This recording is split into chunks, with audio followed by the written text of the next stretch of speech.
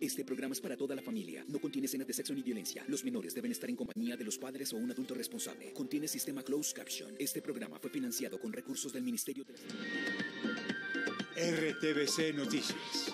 Emisión central.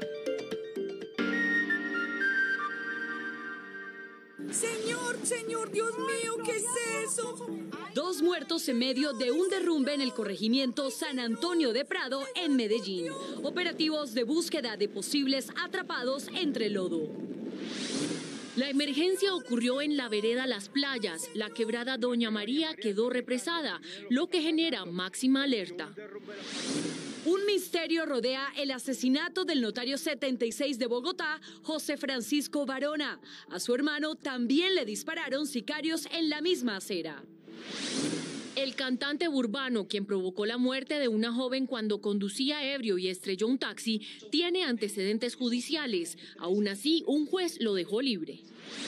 Ministro de Defensa dice que alias Iván Márquez es protegido de Maduro, que está vivo y que es atendido por médicos en un hospital de Caracas.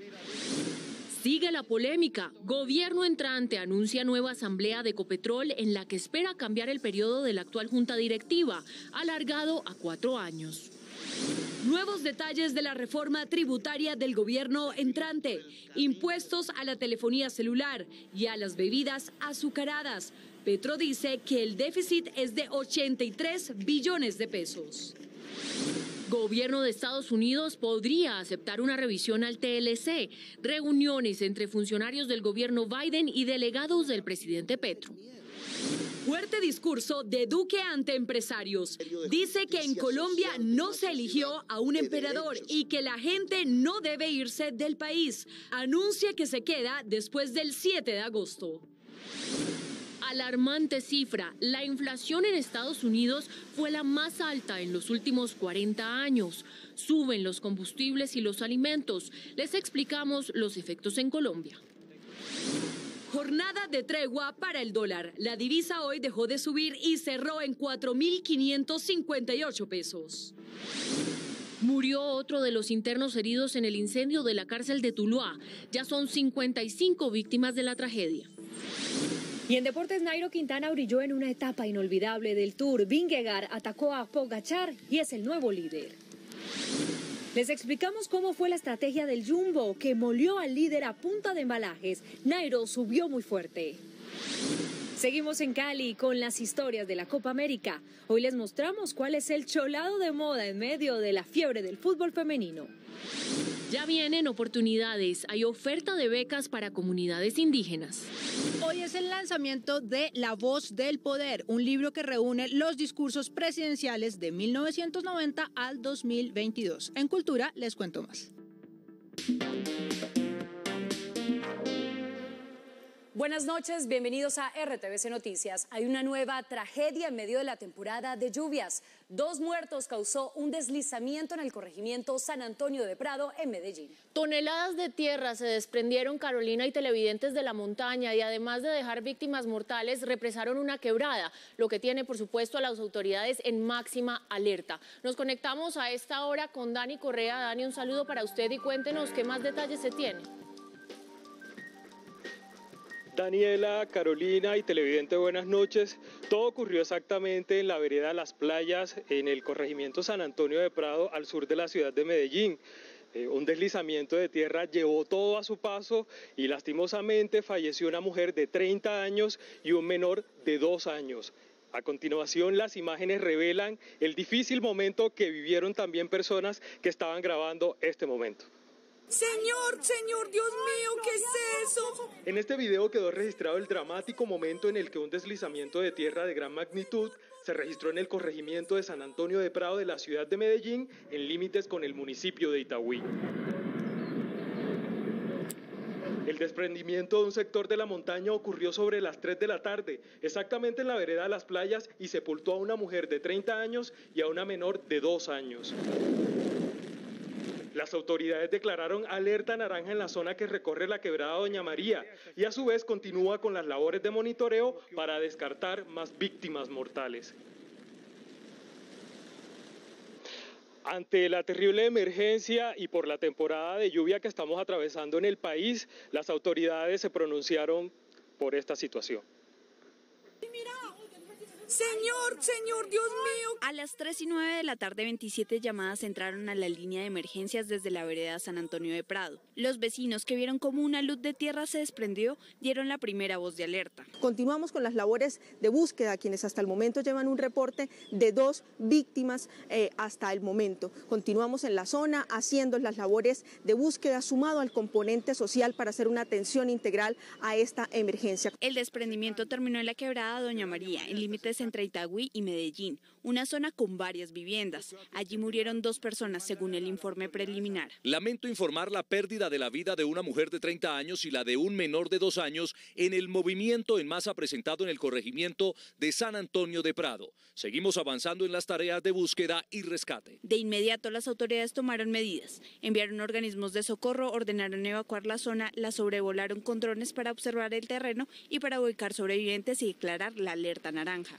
En este momento estamos tomando medidas de prevención, de mitigación y ante todo medidas operativas con todos los grupos de socorro para atender esta emergencia. La alerta cubre 3 barrios que están cerca de la quebrada, porque cruza Itagüí de sur a norte.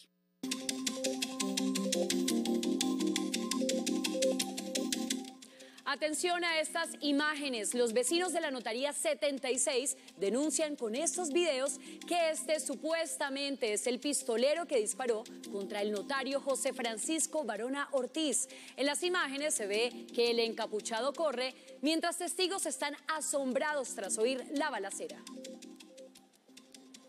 Y es que este caso del notario Barona Ortiz tiene varios elementos que inquietan a los investigadores. El hermano del funcionario también fue asesinado en la misma acera del barrio Normandía. La familia Barona Ortiz ha tenido que enfrentar 2 homicidios este año. El primero fue en el mes de marzo, cuando un sicario se acercó a la oficina de Andrés Felipe Barona Ortiz. El pistolero iba con un arma con silenciador. Barona Ortiz murió por ataque.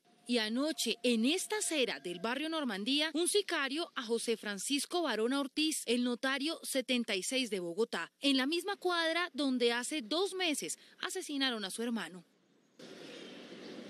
El notario 76 caminaba a las 7:58 de la noche por esta calle del barrio Normandía, sin notar que un hombre lo seguía.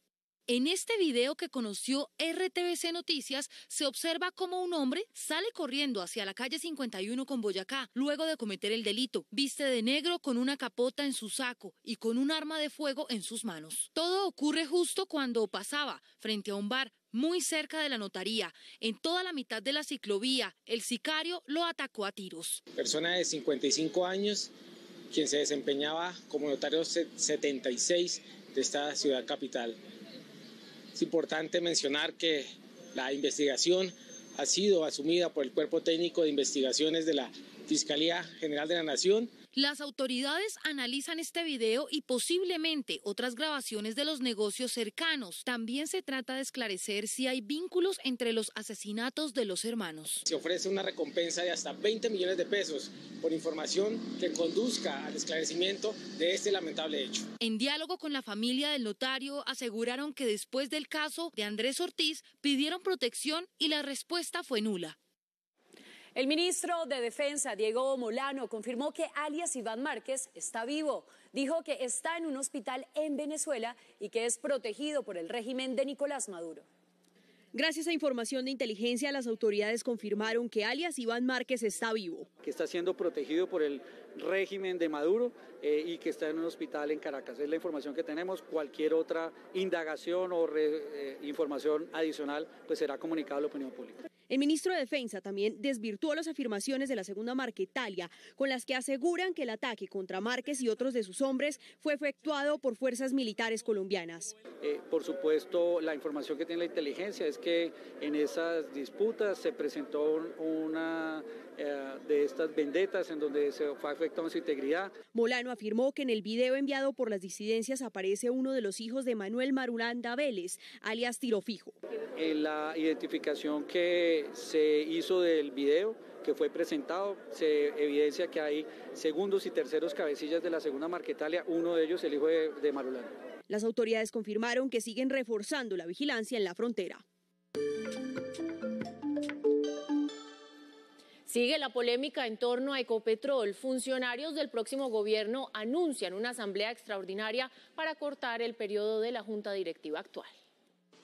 Ecopetrol, y más exactamente la posibilidad que estos nombres permanezcan como integrantes de la junta directiva de la empresa hasta 2025, ha sido causa de polémica. Esta publicación del diario La República del 11 de julio pasado confirmó que la empresa sigue siendo exitosa, pero que la asamblea del 30 de marzo pasado había decidido ampliar el periodo de la junta directiva de 2 a 4 años hasta 2025, y la reacción del presidente electo fue esta. No nos reten, el voto popular es mandato. Quiero producir un consenso, pero no doblegar el voto popular que quiere energías limpias. El propietario público elige libremente sus miembros en las empresas que lo representen. Es la representación del pueblo. En la misma línea se pronunció su ministro designado. Es un atropello a la democracia colombiana y al nuevo gobierno que fue electo. Y su vocero. Un gobierno que es el socio mayoritario de una empresa, que tiene el derecho democrático a escoger las personas que lo representen en su administración o en su junta, pues va a llegar y va a hacerlo. De tal manera que poner obstáculos a ese diseño constitucional, a ese diseño administrativo, es un mensaje que no es bueno para Ecopetrol. Para el gobierno que empezará el 7 de agosto, el periodo ampliado de los integrantes de la Junta le resta campo de acción, tanto que el futuro ministro Campo formuló una decisión. Tenemos que hacer una asamblea y cambiar lo que sea de los estatutos, de lo que sea, pues de Ecopetrol, para poder tomar las decisiones que le corresponderían naturalmente al gobierno entrante. El presidente Iván Duque también habló del gobierno corporativo de Ecopetrol. La empresa debe tener estabilidad, sea yo el presidente, sea Gustavo Petro, sea el que sea, porque es una empresa que representa patrimonio de nuestro país y se tiene que guiar por los estándares de gobierno corporativo de una empresa que está listada en bolsa. El Estado colombiano es el dueño del 88,49% de las acciones de Ecopetrol y el resto se la reparten varios fondos privados de pensiones y otros inversionistas. Cambiar el periodo de la Junta implica una reforma a los estatutos de la empresa. Son varias las reformas que han sido propuestas por el gobierno del presidente electo Gustavo Petro y que generan inquietud en la ciudadanía. Por eso hoy les explicamos en qué consisten algunas de ellas. John López, buenas noches. Hola Carolina, buenas noches. Mire, la reforma tributaria es la más urgente para el próximo gobierno y comenzaría su trámite el próximo 7 de agosto. Y es que según el presidente electo Gustavo Petro, el déficit fiscal que tiene Colombia en este momento es de 83 billones de pesos. Se busca recaudar con esta reforma tributaria entre 50 y 75 billones de pesos. Pero ¿qué hay que hacer para lograrlo? Se necesitaría implementar algunas medidas, como las siguientes. Una de ellas, bajar el umbral para el IVA. De esta forma, más personas tendrían que pagar este tributo. Otra de las medidas es pasar del 0,25% al 1% en el impuesto de renta. Y adicional, hablan de las propuestas de nuevos impuestos a la telefonía móvil y las bebidas azucaradas. Aparte, recordemos que el ministro de Hacienda designado, José Antonio Campo, dijo que en el próximo gobierno no habrán más días sin IVA.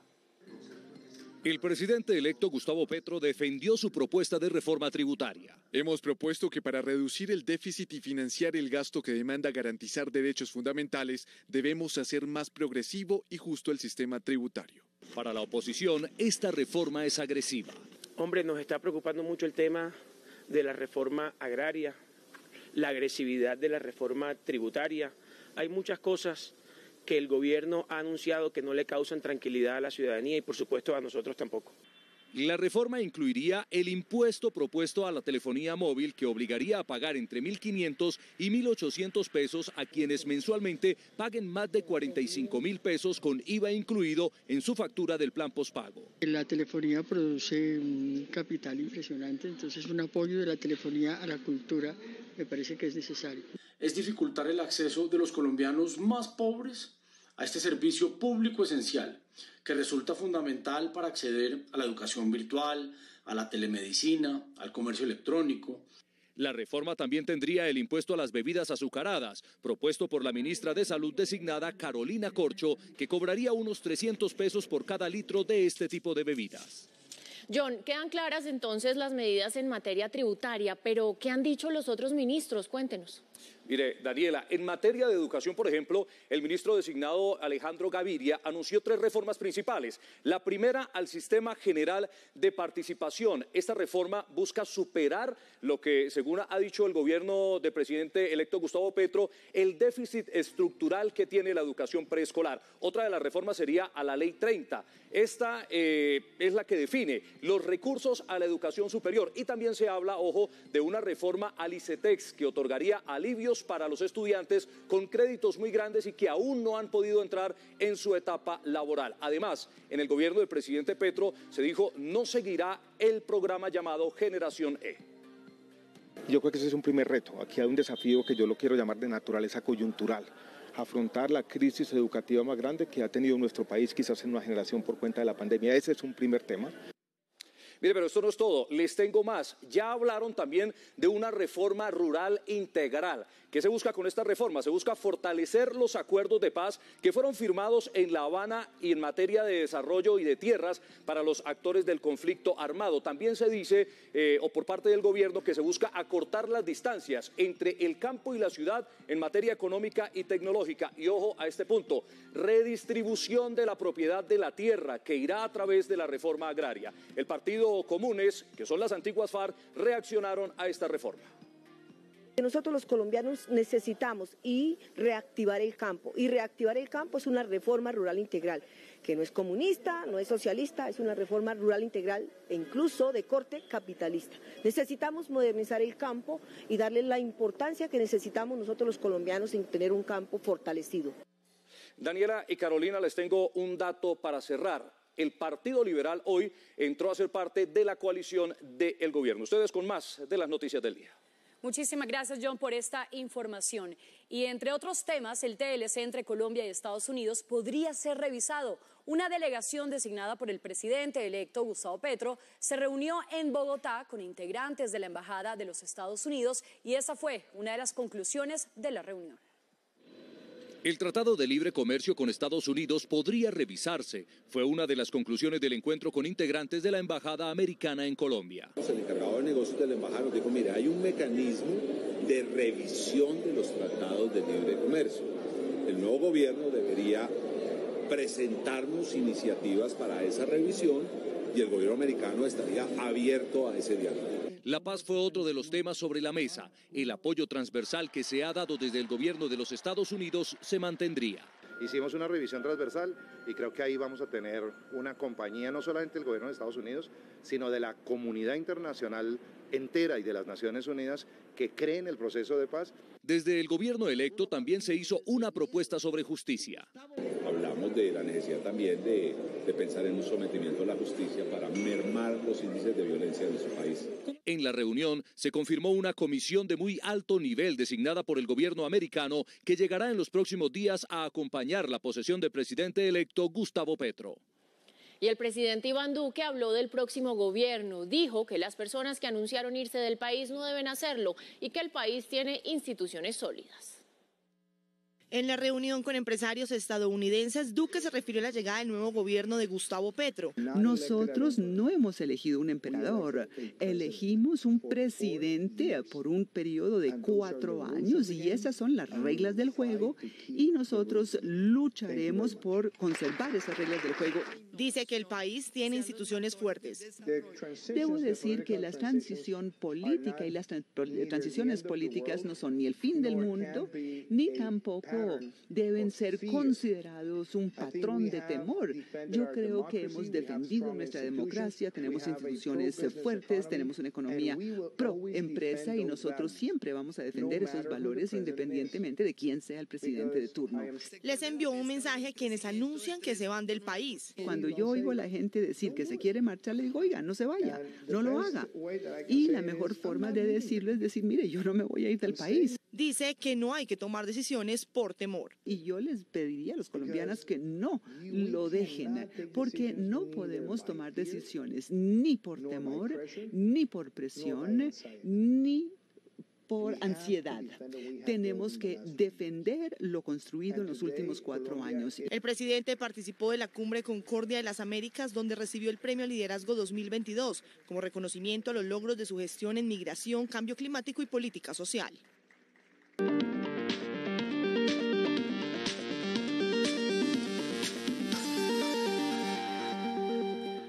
alarmante dato. La inflación en Estados Unidos alcanzó un récord que más de 4 décadas no se veía. Según los datos oficiales publicados por el gobierno, llegó a 9,1% en 12 meses. Lo que más pesa en la canasta familiar es el precio de los combustibles y de alimentos.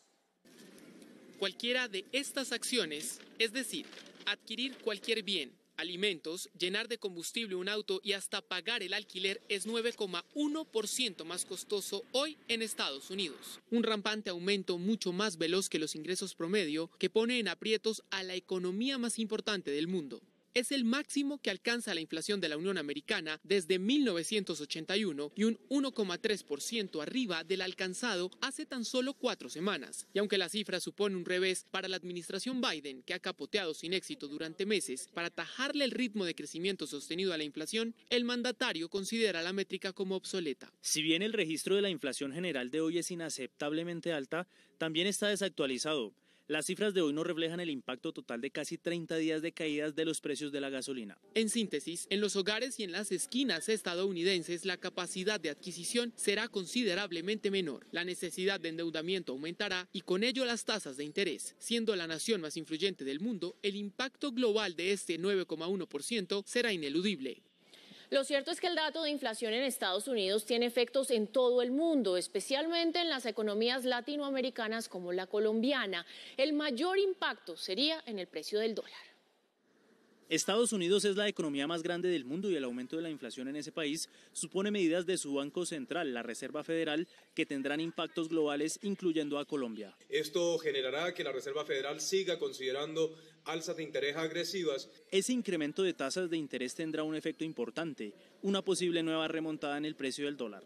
Se espera que las monedas sigan perdiendo valor frente al dólar, que el dólar siga siendo fuerte. Para suerte de algunos emergentes, en Colombia el dólar va bajando ligeramente, pero la tensión y la presión puede continuar durante los próximos días. Además, los precios del petróleo podrían acelerar su caída, lo que afectaría los ingresos de Colombia. Los precios del petróleo también han venido cayendo, impulsando la devaluación de algunas monedas emergentes como en Colombia. El temor es que haya una recesión económica. Las bolsas mundiales también ven este efecto. Los índices en Estados Unidos caen 1%, en el Reino Unido 1,1%, en Francia 1,5% y en Alemania 1,6%. En Colombia, el índice Colcap de la Bolsa de Valores cae 1%. El precio del dólar tuvo hoy una leve tregua tras superar niveles históricos desde la semana pasada. Hoy bajó 69 pesos y cerró a 4.558. La divisa se negoció con un precio inferior al de ayer. Hoy quedó en 4.558 pesos.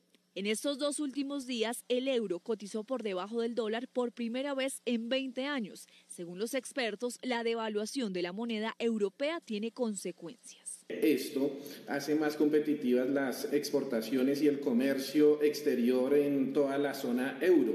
Es decir, se van a estimular esta serie de productos. Nosotros, en el resto del mundo, particularmente en Colombia, tal vez podamos conseguir algunos productos importados desde Europa a una mejor tasa. Las recientes subidas de interés de la Reserva Federal de Estados Unidos han fortalecido el dólar y han llevado a los inversionistas a refugiarse en esa divisa. En Florencia, Caquetá, fue asesinado otro firmante del acuerdo de paz. Las autoridades investigan quién estuvo detrás del ataque. Noel Humberto Castro, de 45 años de edad, fue asesinado por hombres armados, según las autoridades. Fue firmante de paz y estaba en proceso de reincorporación. Los hechos lamentables sucedieron momentos en que la víctima se subía a su vehículo.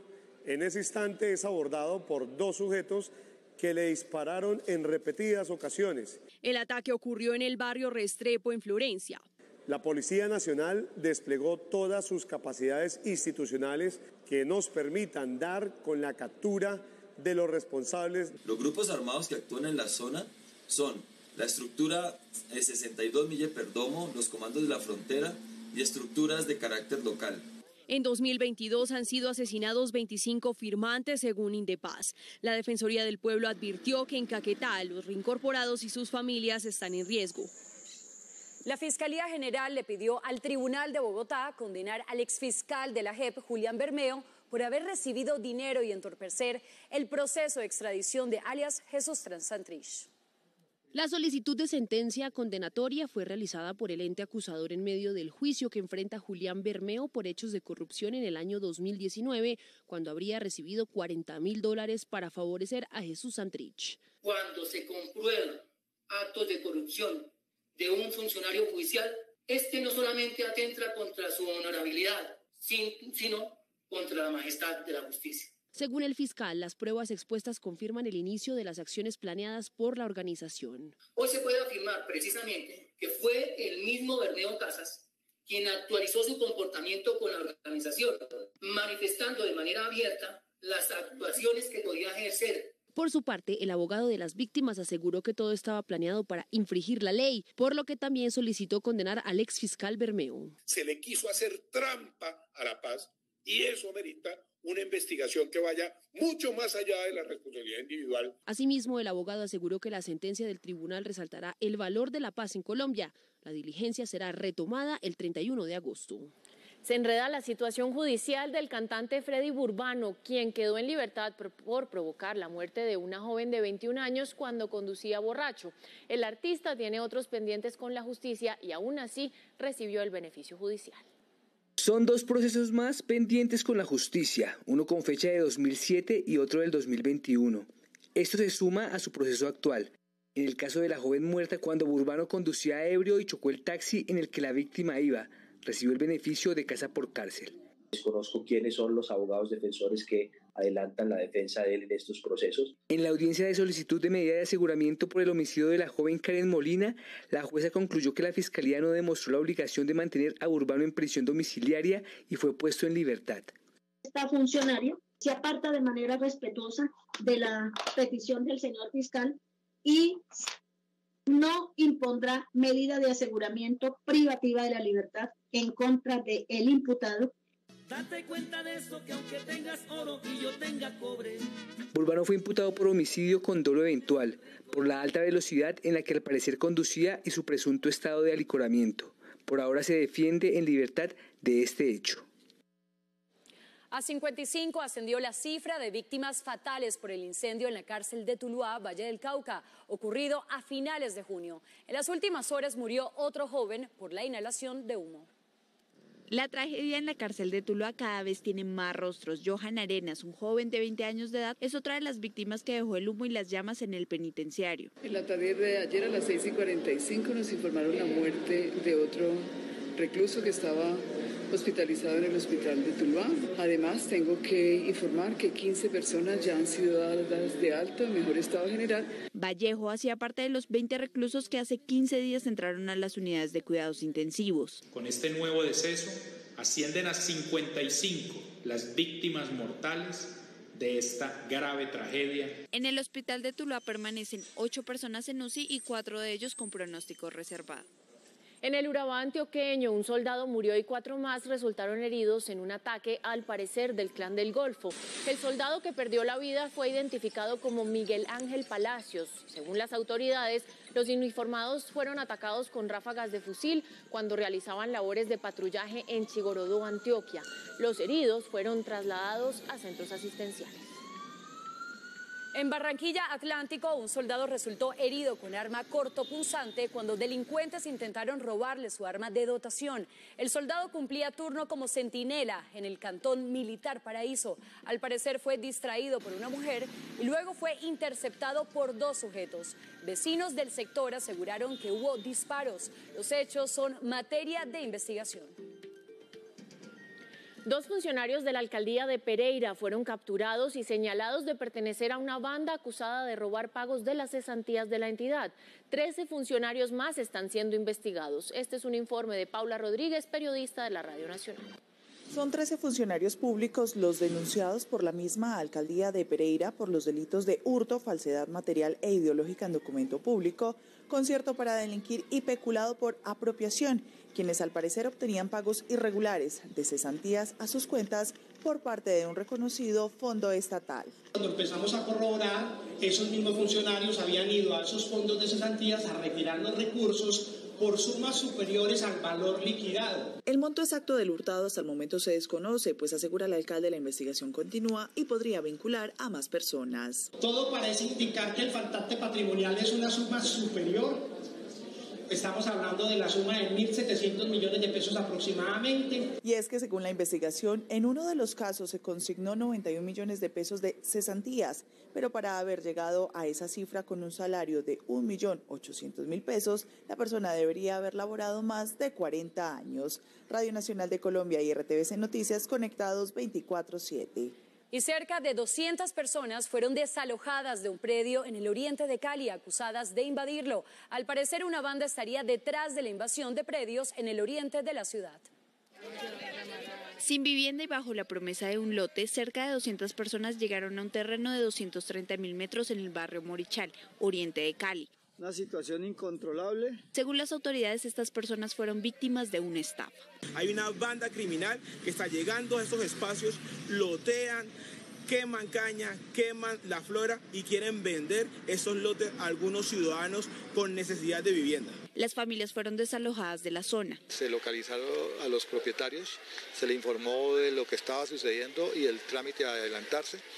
Se ha solicitado a la Policía Metropolitana que se adelante la acción preventiva por perturbación. Según las autoridades, algunos de los habitantes ya habían sido desalojados de sectores como Golondrinas y Tres Cruces. Por eso hemos activado recompensa y un equipo de investigación para dar captura a esas personas que de manera ilegal están promoviendo invasiones en estos lotes. Durante el desalojo, un policía resultó herido. Las autoridades continúan adelantando operativos en la zona. La Contraloría General abrió un proceso de responsabilidad fiscal por daños en la construcción del puente Isgaura en el municipio de San Andrés, en el departamento de Santander. Al proceso fueron vinculadas 18 personas. Este es un informe de Natalie Ramos, periodista de la Radio Nacional. Formalmente, la investigación es para el actual director de Invías, Juan Esteban Gil, el exdirector del Fondo Nacional de Adaptación, Iván Mustafa, y 13 funcionarios más del Gobierno Nacional, quienes deben responder por el daño, por la pérdida de más de 23.000 millones que fueron invertidos en esta megaestructura. Según el veedor de esta obra, Daniel Velandia, la Contraloría se tardó alrededor de 10 años en esta investigación. Es increíble que vengan a decirnos hoy, sin un contenido científico, qué fue lo que hallaron, cuáles son las fisuras, cuál es el dato científico en comparación de una prueba de patología que costó 5.000 millones de pesos. Además de eso, las tardanzas en las acciones. Este tema de la veeduría, el suscrito, lo había advertido con antelación hace muchos años. Esta semana también la Procuraduría formuló cargos al interventor y al supervisor desde el Fondo de Adaptación de esta obra por faltas gravísimas al no exigir las normas técnicas y de calidad que requería este proyecto. Desde Santander, Radio Nacional de Colombia, RTVC Noticias, conectados 24/7. En Atlántico fueron suspendidas las corralejas de 3 municipios. Los eventos serán reemplazados por muestras culturales. Este es un informe de José David Oquendo, periodista de la Radio Nacional. La Gobernación del Atlántico prohibió la realización de corralejas en los municipios del departamento. Esta decisión fue comunicada de la mano con los alcaldes de los municipios de Santo Tomás, Sabana Larga y Uciapurí, poblaciones que están próximas a realizar sus fiestas patronales y que tenían incluida en la programación este tipo de eventos. La gobernadora del departamento, Elsa Noguera, dijo que el vacío que va a dejar la no realización de las corralejas va a ser llenado con programación cultural. Queremos acompañarlos para que se siga dinamizando la economía en esos fines de semana que tradicionalmente la gente iba por las corralejas, pero que hoy busquen cultura, gastronomía y artesanía. Las últimas corralejas que se realizaron en el departamento del Atlántico tuvieron como epicentro al municipio de Repelón el pasado 14 de junio y dejaron como saldo 14 heridos y un muerto.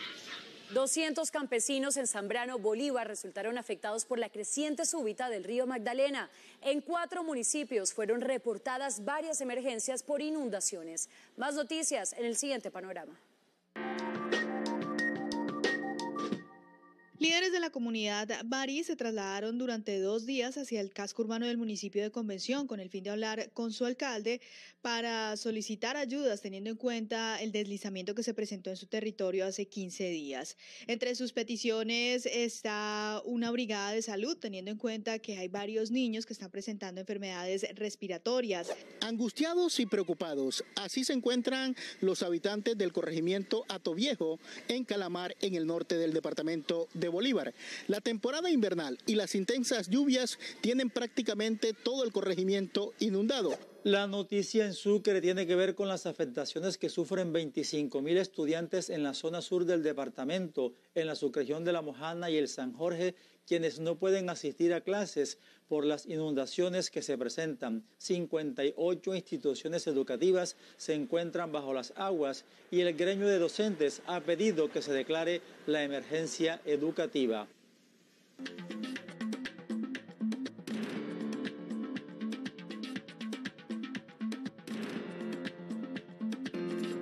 Actualizamos la información internacional en RTVC Noticias y precisamente empezamos con la profunda crisis que se vive en Sri Lanka.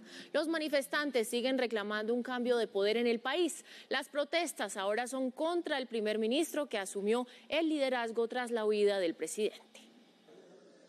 Sri Lanka sigue viéndose así, con multitudes airadas en las entrañas de las edificaciones que simbolizan el poder, ese al que asocian el estado de cosas que se asentó en el país. Estamos solo ciudadanos de Sri Lanka aquí. Los ciudadanos de Sri Lanka están aquí para salvar al país, para salvar a la patria.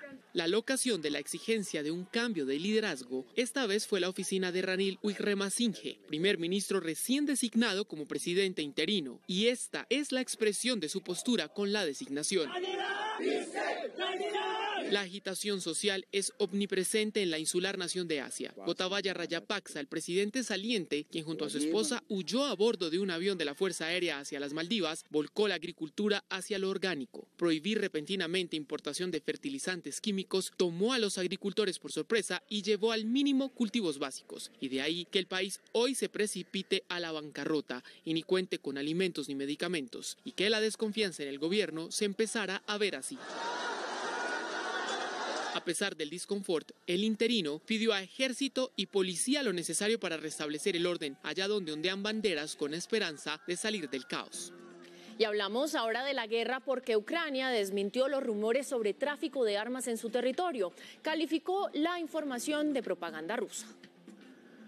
Hoy, Ucrania ocurre en el Bósforo. Estambul, en Turquía, fue anfitriona de un diálogo a 4 bandas. La delegación rusa ha preparado y presentado para su consideración un paquete de propuestas para la pronta resolución práctica de este problema. Emisarios de Moscú, de Kiev, turcos y de las Naciones Unidas durante 180 minutos se concentraron en dilucidar una vía o camino de solución a la crisis de los cereales ucranianos estancados en sus puertos del Mar Negro por cuenta de la guerra que le exportó Rusia y que detonó una crisis alimentaria mundial. Esa guerra, que sigue palpitante, ahora volcada a los resquicios más pequeños del oriente ucraniano donde inició todo. Su presidente confía en la fuerza de sus camuflados. Los soldados rusos, y lo sabemos por las intercepciones de sus conversaciones, tienen francamente miedo de nuestras fuerzas armadas. Y mientras el Donbass entrega un aspecto así, Donetsk, una de las repúblicas separatistas de esa región, abrió su embajada en Moscú. Los bemoles de esa guerra siguen un ritmo pendular entre habituarse a ella y repelerla.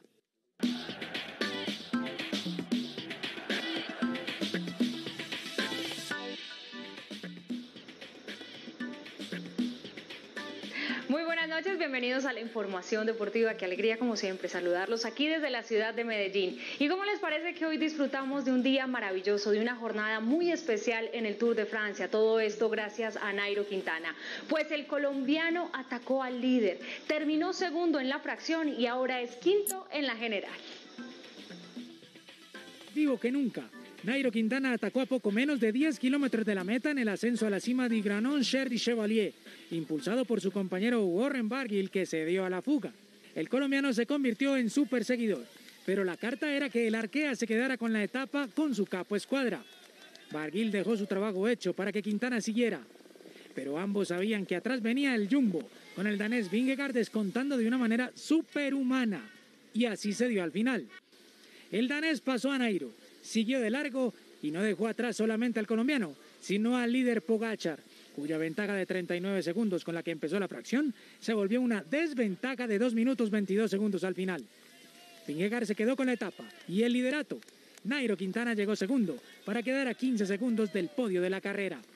Jonas Vingegaard y el Jumbo descubrieron algo que aún no se confirma del todo, pero que dejó en los aficionados al ciclismo la sensación de que Pogačar también es un ser humano. Y luego de esta gran etapa de hoy, además de la cátedra que dio Jonas Vingegaard, los ciclistas analizaron la fracción y también lo que les espera a partir de mañana. El vuelo del cóndor hoy en las montañas francesas resultó alentador y refrescante. Seguimos escalando, seguimos yendo bien, la sensación es buena y esperamos que nos vengan unos días brillantes, bonitos como el día de hoy. No solo los expertos o sus fans resaltan su trabajo. Excelente, yo creo que una belleza. Nairo es un corredor que tiene mucha clase, siempre lo ha demostrado, sino que a veces ustedes le dan muy duro por allá. Y con la verdad dicha, la autocrítica nunca sobra. Yo siempre lo digo, cuando uno tiene piernas, hermano, usted puede estar adelante. Cuando no tiene piernas, por más que usted quiera y por más que lo intente, el cuerpo no le da. La camiseta amarilla regresa a un danés tras 15 años en una demostración de que el cuerpo materializa los sueños del corazón. Es increíble, no puedo poner palabras para lo que viví. Es todo lo que he soñado desde siempre. Pese a las sonrisas y a las sacudidas de mano, hay un esloveno que buscará recuperar la anhelada camiseta amarilla. Quiero venganza, esto apenas comienza. Rodaré hasta el final dándolo todo y sin arrepentimientos. Mañana etapa de 165 kilómetros con 3 puertos de categoría especial y que termina en el Alpe d'Huez. Bueno, y ahora de ciclismo pasamos a hablar de fútbol. Y cuando hablamos de fútbol, inmediatamente ahora pensamos en fútbol femenino, en la Copa América que se está disputando en nuestro país. Y cuando hablamos de Cali, pues pensamos en Juli Torres, que está ahí desde esa ciudad maravillosa, desde la Sultana. Y cuando yo pienso en Cali, también me imagino un choladito, porque me dicen que están de moda y sobre todo que Juli ya los aprendió a hacer. Así que por favor nos tiene que compartir la receta. ¿Cómo está, Juli? Muy buenas noches y cuéntenos cómo sigue ese ambiente en Cali con esta Copa América.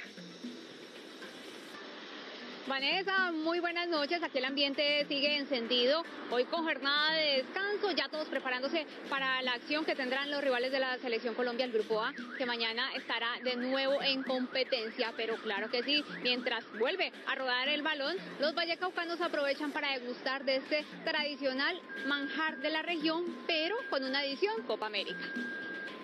Cali vive por estos días la Copa América Femenina en casa. Una celebración que incluso se trasladó a una reconocida mezcla de frutas de la región. El cholado viene compuesto por hielo, la miel que es casera, viene con las fruticas que son banano, maracuyá, piña, guanábana, lulo, limón, fresa, manzana. El tradicional cholao cambió por la tricolor. Lo adicional es sobre la cultura de Cali, lo tradicional que es como el tipo guayaba, con chocolatico en forma de balón. Y trae crema de leche, que eso lo hace diferenciar con el otro cholado. Entre las clientas de este establecimiento hay caras conocidas desde antes de la Copa América. Catalina Usme, otra como Linda Caicedo y otras jugadoras que han sido parte del América de Cali, como el Deportivo Cali. 10.000 pesos vale este manjar vallecaucano, que busca anotar también su golazo. Ahí los dejo con el antojo, yo me despido, pero ojo por ahora porque más adelante regresamos con noticias de la Selección Colombia.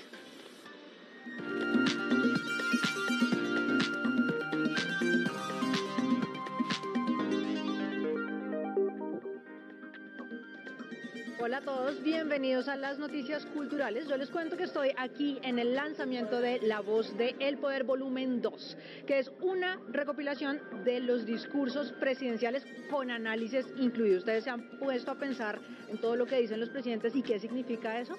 Pues bueno, este libro es para que nos enteremos. Y estoy precisamente acá con Jaime Silva, que es el director de Señal Memoria, parte clave en este proceso de investigación. Jaime, buenas noches. Hola Laura, buenas noches y buenas noches a todos ustedes allá en casa. Jaime, ¿cuántos discursos hay en el volumen 2? 86 discursos correspondientes a los presidentes que desde 1990 ocuparon el Palacio de Nariño. Empezamos con César Gaviria Trujillo y terminamos con Iván Duque en el año 2022. ¿Y cuál es la palabra que más se repite desde el 90 hasta el 22 en esos discursos? Depende de cada presidente, pero digamos que colombianos es muy importante, gobierno es muy importante, últimamente la palabra paz es muy importante. En la primera década de nuestro estudio, o sea, la de 1990, por supuesto la palabra constitución es muy importante, toda vez que en el 91 Colombia estaba estrenando una nueva carta política. Entonces esto varía mucho de presidente en presidente, cada uno tiene una nube de palabras específica que está ahí incluida en nuestro libro y que los invitamos a que la conozcan, también en versión digital. Jaime, sin responderme con respuestas políticamente correctas de todos los discursos son maravillosos, ¿cuál es su preferido? No está en el volumen 2, está en el volumen 1 y fue el discurso que le ofreció a la nación el presidente Eduardo Santos cuando el 1 de febrero del año 1940 le entregó a los colombianos la Radio Nacional, avisando que no era una radio al servicio de ningún gobierno, sino del Estado, y que serviría de puente para comunicar al Estado con el ciudadano. Jaime, muchas gracias por habernos acompañado. Gracias a ti, Laura, y todos ustedes invitados a que entren a la página de Señal Memoria, revisen La Voz del Poder y la disfruten. Yo me voy a quedar un ratito más por acá, pero ya voy para el estudio porque hoy es miércoles de cantar con la boca llena.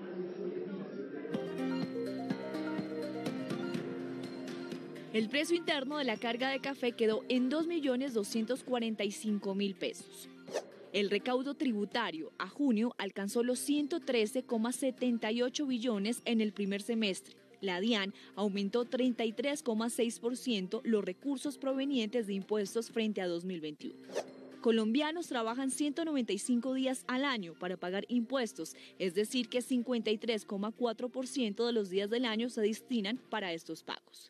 720.000 estudiantes entre los 14 y 28 años en Colombia tienen matrícula cero en 2021. Hubo cerca de 2,4 millones de personas matriculadas en las instituciones de educación superior, de las cuales el 30% fueron beneficiados. Prosperidad Social confirmó que a partir de mañana 14 de julio inicia la inscripción para la fase 4 en Familias en Acción. Más hechos del día en el siguiente resumen informativo en un minuto. La Corte Constitucional conformó 5 salas especiales para verificar el cumplimiento de los fallos dictados por el Alto Tribunal relacionados con las problemáticas estructurales de vulneración de derechos fundamentales o en estados de cosas inconstitucionales. Un juez envió a la cárcel a 11 personas señaladas de pertenecer a la banda Los Sidra, dedicada a falsificar y distribuir bebidas alcohólicas en el centro de Bogotá. En medio del allanamiento fueron incautadas 50 cajas de licor, galones, insumos secos y líquidos y dinero en efectivo. El Tribunal Superior de Bogotá ratificó un fallo del año 2016 que ordena la extinción de dominio de bienes de Drogas La Rebaja y los dejó en manos de la Nación. La empresa perteneció a Miguel y Gilberto Rodríguez Orejuela, cabecillas del Cartel de Cali. La Procuraduría afirmó que Arauca es el departamento con mayor número de hechos victimizantes en 2022. Según el Ministerio Público, durante este año han ocurrido 1.608 casos. El desplazamiento forzado es la vulneración más recurrente. En segundo lugar están las amenazas y en tercer lugar los actos terroristas, atentados, combates, enfrentamientos y hostigamientos.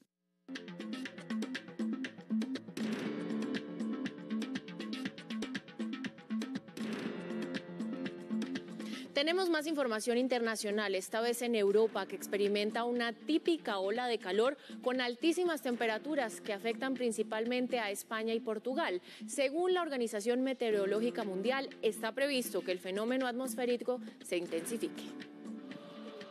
Ya sea con mercurio o con sensores más sofisticados, los termómetros en Europa marcarán sus máximos. Y es que, de nuevo, una fulgurante ola de calor se instaló en su extremo más occidental, haciendo que la sensación térmica en España, Portugal y Francia sea una sofocante. Todas marcaciones mayores a los 30 grados centígrados y con tendencia a los 45 en los casos más intensos.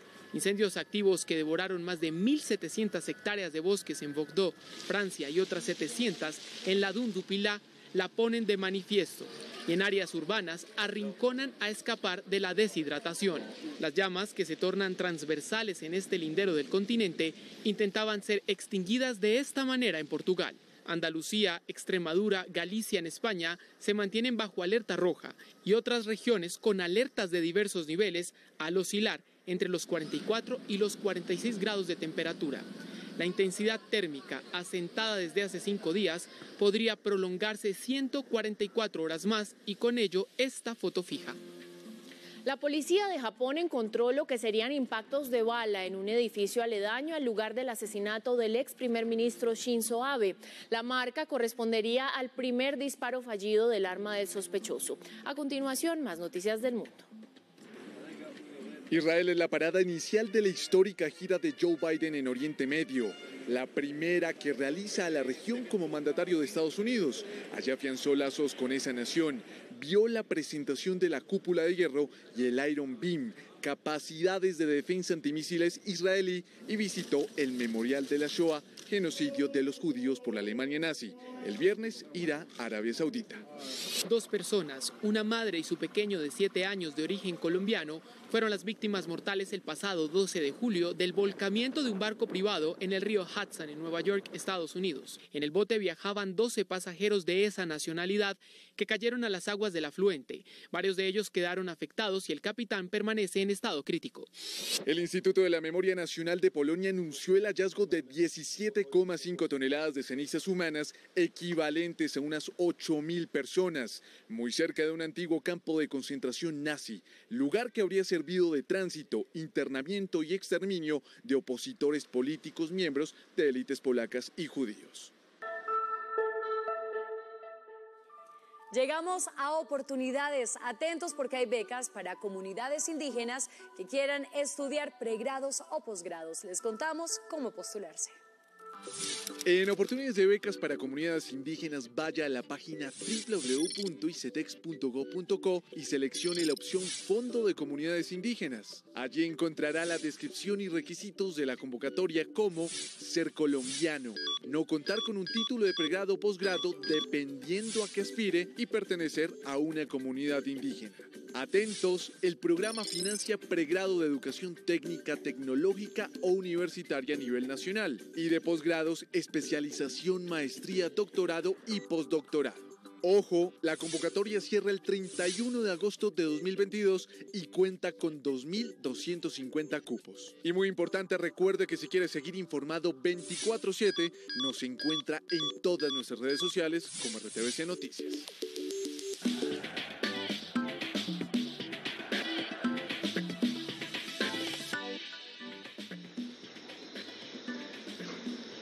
Seguimos con más información deportiva. Inmediatamente nos volvemos a regresar a Cali.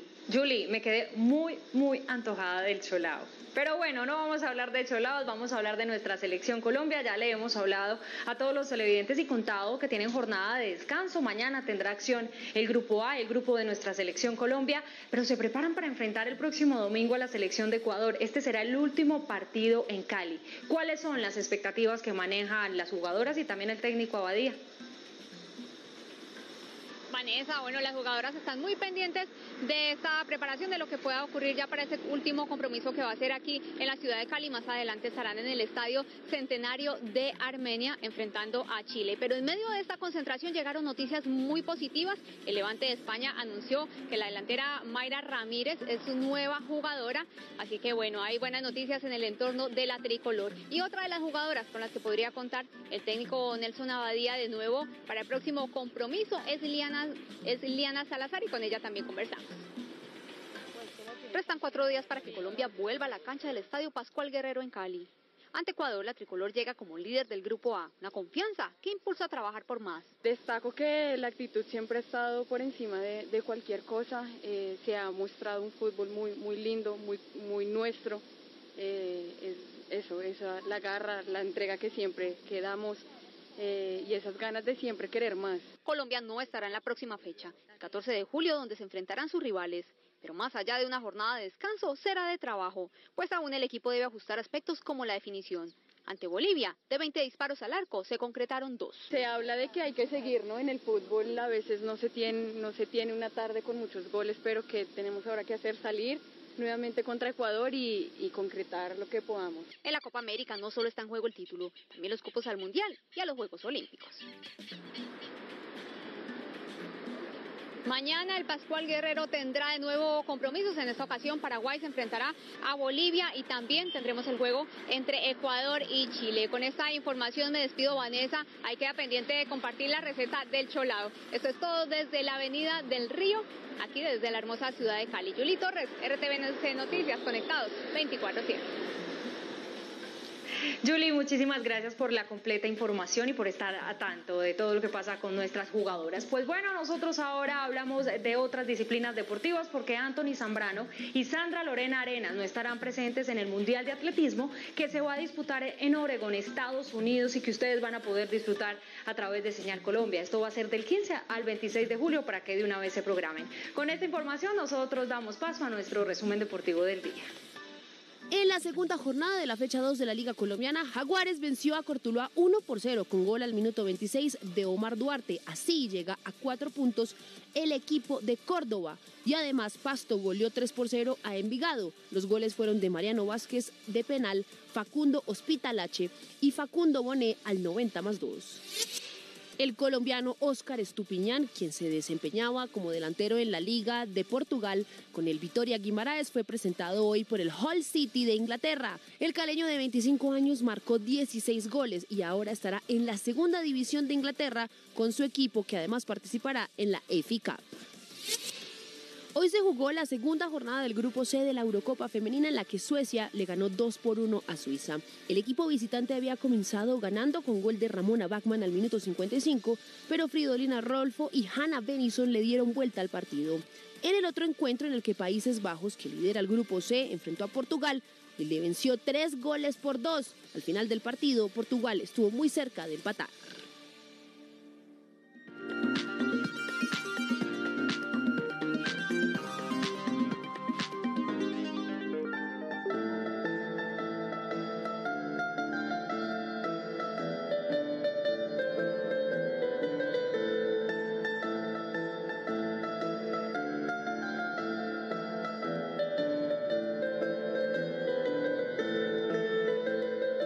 ¿Sí vio a mi gato perfecto haciendo pizza?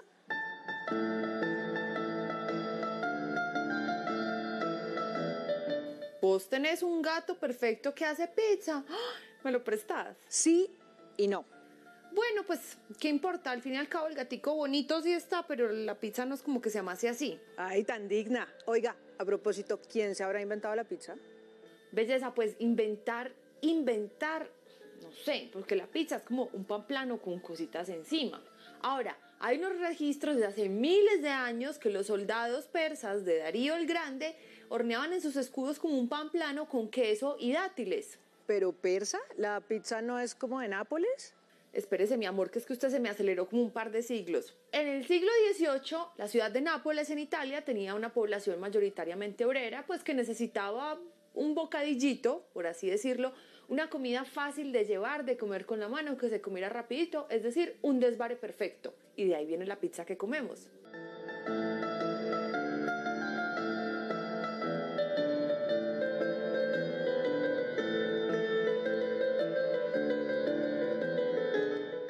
Oiga, ¿y no tiene como ganas de hacer pizza?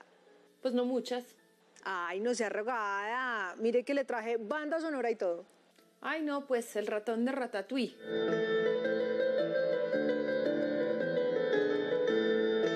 ¿Todo esto es porque no le prestó el gato? Pues un poquito sí, pero es que tampoco entiendo por qué esa es música para hacer pizza. Pues es que usted me dijo que la pizza era de Nápoles y esto es una tarantela napolitana, o sea, un ritmo tradicional de allá. Es más, esta en particular la compuso un señor que se llamaba Luigi Ricci y se ganó un concurso con eso. En 1839 había un festival, el Festival Napolitano de Piedigrotta, y el evento central era un concurso de canzonetas napolitanas. Luigi participó y ganó con esta. Oiga, amor, ¿y por qué le habrán puesto tarantela? Imagínese que antes la gente creía que si uno bailaba este ritmo se salvaba de las picaduras de tarántula. Mejor dicho, Si a usted le picaba una de esas arañas, tenía que bailar esto para sacarse el veneno. Tarántula, tarantela, en fin.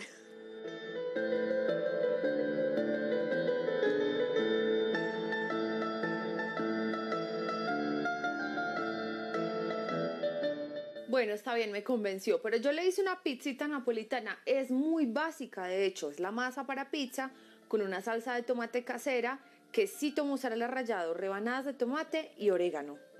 Eso se ve buenísimo. Yo podría comer pizza todos los días, como los gringos. ¿Y usted sabe cómo llegaron los gringos a comer tanta pizza? No, ¿cómo? Vea, esto es una historia de ida y vuelta, porque el tomate viene de este lado del mundo. Los conquistadores se lo llevaron para Europa, pero lo sembraban más que todo como una planta ornamental, pues porque daba estos tomaticos de colores tan bonitos, pero realmente consideraban que era venenoso. Hasta que un día, algún napolitano con mucha hambre se comió un tomate con pan y le pareció que eso estaba muy bueno. Desde ahí fue que la cocina italiana empezó a desarrollar todas esas salsas y preparaciones a base de tomate. Después, los napolitanos viajaron a Estados Unidos en el siglo XX a conseguir trabajo y a luchar por el sueño americano y pues llenaron ese país de pizza. Uf, tremendo viaje. Oiga, póngala a viajar otro poquito y me manda un par de porcioncitas. Yo soy Laura Galindo M. Yo soy Carmen Mandinga. Y esto es Cantar con la boca llena.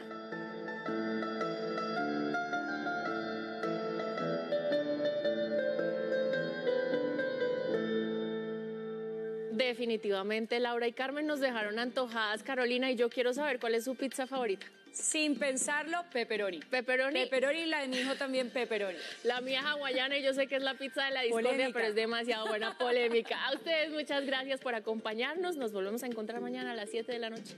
Feliz noche.